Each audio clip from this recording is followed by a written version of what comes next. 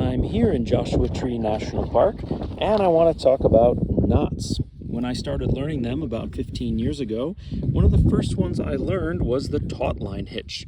And while it is a super useful knot, and I'm glad that I learned it, there's one that's even better that I wish I'd learned first.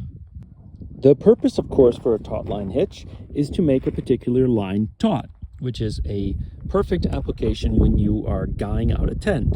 You tie the knot and then you can adjust it to get a different size loop around an object and pull something into tension. It's an awesome knot. There's two main disadvantages. The first is that you have to have access to the tail in order to tie it. And so when you want to tension something that is a relatively short distance compared to how long your rope is, that can be annoying.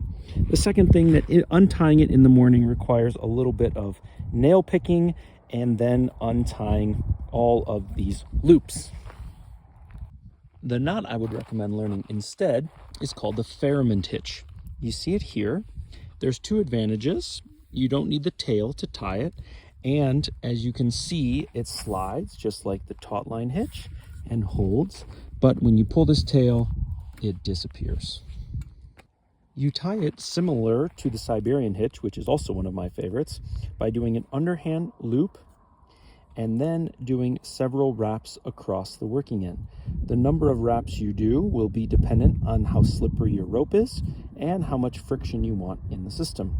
You can vary the wraps for very slippery rope or very gritty, sticky, muddy rope if the tension is too high. I love this knot as a backpacker, but I also use it in a lot of other applications.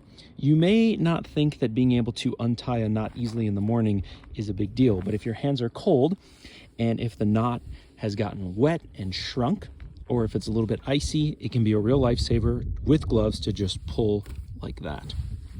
Also, as I mentioned, occasionally I will have to tension two objects close to one another with 20 or 30 feet of rope.